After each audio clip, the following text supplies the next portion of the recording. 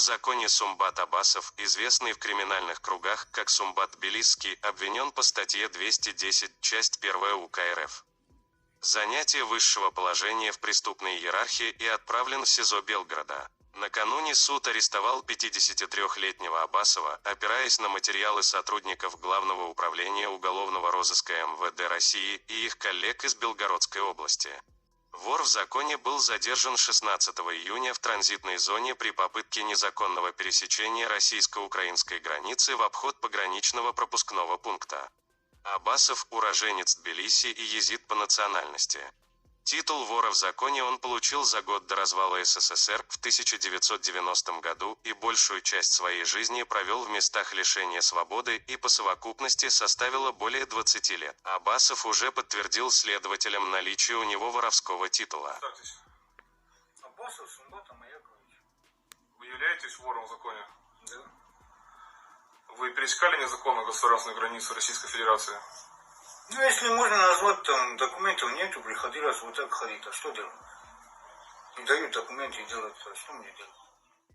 Из спецприемника по-воровски для содержания иностранных граждан, расположенном в поселке Северный, совершил побег вор в законе Сумбат Аббасов.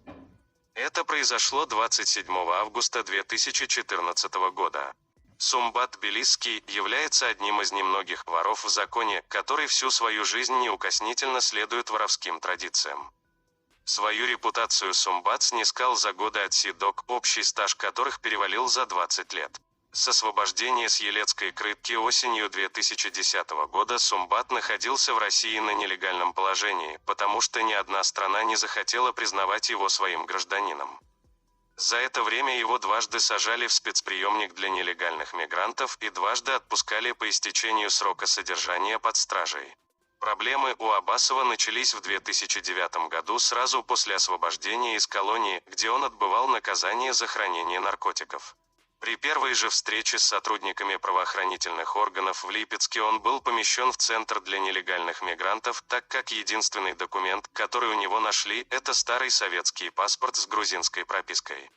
В итоге ему пришлось провести год и 7 месяцев за решеткой, пока Елецкий городской суд в ноябре 2010 года не обязал его покинуть пределы РФ, рассказывал тогда адвокат вора в законе Владимир Саруханов. Вот только как Аббасов это сделает? Документов для выезда за границу у него нет. В итоге Сумбату Аббасову пришлось перебраться в Москву, где у него живет жена и сын, оба российские подданные. Хотя долго в квартире у родственников законнику пробыть не пришлось.